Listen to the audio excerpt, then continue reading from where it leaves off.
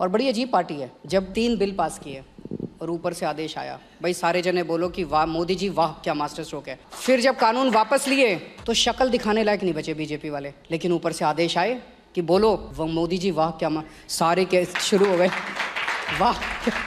कौन सा सर्वे दिखाओ मेरे को? अभी तो ये कह रही है हमने सर्वे कराई हमारा नहीं हुआ है, बाकी हमने नहीं। आप झूठ बोल रही हैं। असली हिंदुत्व है वो फर्जी हिंदुत्व है। असली हिंदुत्व है कि हर मुसलमान अपने भगवान की पूजा करे, एक दूसरे की पूजा में विघ्न डालना उस वक्त राक्षसी प्रवृत्ति मानी जाती थी।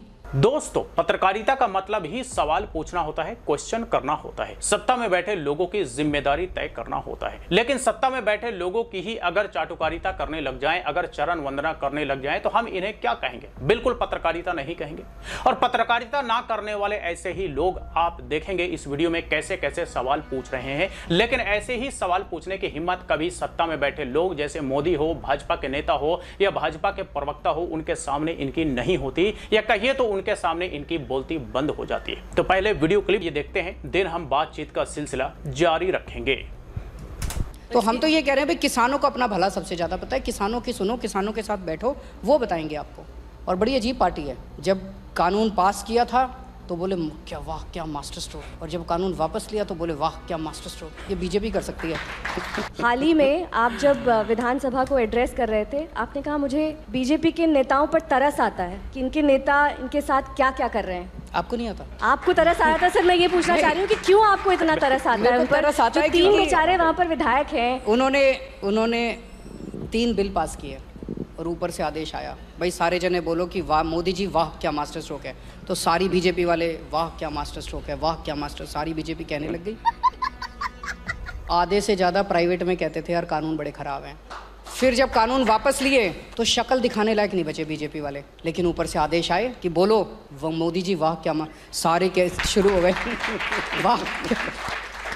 आपको भी तरस तो आता ही होगा यार, ये क्या गत बना दी इन लोगों की विचारों की। नहीं अरविंद जी, राजनीति पे तरस तो एक प्रश्न ही अलग हो जाएगा और विमर्श ही अलग हो जाएगा। लेकिन ये बताइए कि उत्तराखंड इकलौता राज्य है जहां पर आपने एक मुख्यमंत्री का चेहरा दिखाया है, ऐलान किया है मुख्यमंत्री के चेहरे। तो बाकी राज्यों से यहाँ पर फर्क क्यों हो गया? उत्तराखंड में आप अपनी दावेदारी कैसी देख रहे हैं? नहीं, हर जगह करेंगे, समय आने पे करेंगे, समय हमें डिसाइड करना। हर जगह करेंगे मुख्यमंत्री का चेहरा। उत्तराखंड में सुना है चुनाव नहीं उठ पा रहा है आम आदमी पार्टी का, क्या गलती हो रही है? किसने कहा आपको? सर्वेस कह रहे हैं। कौन सा सर्वे दिखाओ मेरे को? अभी तो ये कह रही है हमने सर्वे कराई हमारा नहीं हुआ है, बाकी हमने नहीं आप झूठ बोल रही हैं। हमने नहीं किया। आप हमें चुनाव हराएंगी यहाँ बैठ के। पर दीदी के बहुत करीबी आप हैं, ममता बनर्जी आपको पसंद बहुत करती हैं। मैं भी उनको बहुत पसंद करती हूँ। आप वो पूरे देश में घूम रही हैं, महाराष्ट्र का दौरा करके आई हैं, तो उस चर्चा में, उस विमर्श में, उस साझेदारी में आप भी हिस्सा होने ही वाले होंगे। मैं परे हूँ, नहीं मैं बाहर हूँ इस सब चर्चा से। मेरे को ये सब राजनीति समझ नहीं आती, जोड़ तोड़ की राजनीति मेरे को नहीं समझ आती। मेरे को देश से प्यार। बात कर रहे हैं अरविंद जी आप कि मैंने कब किया जोड़ तोड़? मतलब आपको ये मैंने तो कभी नहीं किया जोड़ तोड़ की राजनीति। मैंने कब की? तो कांग्रेस अगर स्कूल ठीक करने हैं, इस देश के स्कूल ठीक करने हैं, कॉन्टैक्ट केजरीवाल। इस देश के अस्पताल ठीक करने हैं, कॉन्टैक्ट केजरीवाल। अगर आपको बिजली ठीक करनी है इस देश की, पानी ठीक करना है इस देश का, सड़कें ठीक करनी है, नालियाँ ठीक करनी है, कॉन्टैक्ट केजरीवाल। और अगर आपको राजनीति करनी है, जोड़ तोड़ करनी है, ये सब करना है, कॉन्टैक्ट ऑल दोज पीपल। राजनीति का लॉन्ग टर्म प्लान होना चाहिए, मतलब लॉन्ग टर्म प्लान होना चाहिए देश का, लॉन्ग टर्म प्लान होना चाहिए जनता का। अगर आप जनता के साथ खड़े हो तो जनता आपका साथ देगी। अगर आप बनाते हो इसको हराना है, उसको हराना है, इसको जिताना है, कर लो घर बैठ के। ये राजनीति गलत राजनीति है। We live in a democracy and democracy is by the people, for the people, of the people. जनता की बात करो, जनता के लिए क्या करोगे, जनता के लिए आपके पास क्या प्लान है, वो असली राजनीति है। अरविंद जी, जैसे कोक होता है, कोक लाइट होता है, कहते हैं कि अगर बीजेपी हिंदुत्व है तो आम आदमी पार्टी लाइट हिंदुत्व कर रही है लॉन्ग टर्म प्लान के लिए। किसने कहा लाइट? तो आप भी स्ट्रॉन्ग हिंदुत्व कर रहे हैं। असली हिंदुत्व है वो फर्जी हिंदुत्व है। ये बड़ी अच्छी बात कही है। वो फर्जी है, फर्जी है। फर्जी वो असली हिंदुत्व है कि हर मुसलमान अपने भगवान की पूजा करे, क्रिश्चियन अपने भगवान की पूजा करे, हिंदू अपने भगवान की पूजा करे, सब लोग शांति से पूजा करें। एक दूसरे की पूजा में विघ्न डालना उस वक्त राक्षसी प्रवृत्ति मानी जाती थी। अगर कोई किसी ऋषि को उसकी तपस्या भंग करता था तो वो राक्षस कहलाता था। ये राक्षसी प्रवृत्ति है, ये हिंदुत्व नहीं है। राज्यों को ऐसे देख रहे हैं, आप कह रहे हैं कि अभी ममता बनर्जी जो कर रहे हैं आप उस सब में नहीं पढ़ना चाहते हैं, पर 2024 क्या आपके लक्ष्य में नहीं है? क्योंकि वो अरविंद केजरीवाल मेरे जो लक्ष्य वाराणसी से में- चुनाव लड़कर आया, मेरे लक्ष्य में केवल देश है, देश का विकास कैसे होना चाहिए। हम अन्ना आंदोलन से निकले हुए लोग हैं, हम चुनावी प्राणी नहीं हैं कि 24 घंटे चुनाव की बात सोचें। हमें वो सब नहीं आता, हमें इस देश के बारे में सोचते हैं कि देश के बारे में क्या प्लान है। आप देश का शानदार प्लान बना लीजिए, देश को कैसे और जनता के बीच में ले जाइए, जनता आपको जिता देगी। लेकिन आप सोचे 2024 का क्या प्लान है, वो सही राजनीति नहीं है। देश के लिए सोचिए। क्या देश प्रधानमंत्री के विकल्प के तौर पर किसी को देख सकता है? और जनता तय करेगी, जनता डिसाइड करती है। आपकी नज़र में आपको कोई दिख रहा है? जनता तय करेगी, जनता तय करेगी कि प्रधानमंत्री कौन बनेगा। जिसको भी प्रधानमंत्री बनाए जनता, वो फिर देश के लिए काम करे, दैट इज़ इम्पोर्टेंट। वो फिर नफरत की राजनीति नहीं होनी चाहिए, ये सब नहीं होना चाहिए, अच्छी राजनीति होनी चाहिए। अरविंद जी, एक गाना सुना होगा आपने, तेरे नाम से शुरू तेरे नाम से ख़त्म। एक वक्त ऐसा था जब मोदी जी के नाम से ही आपका हर भाषण, हर संबोधन, हर वाक्य शुरू होता था, बार बार मोदी जी का।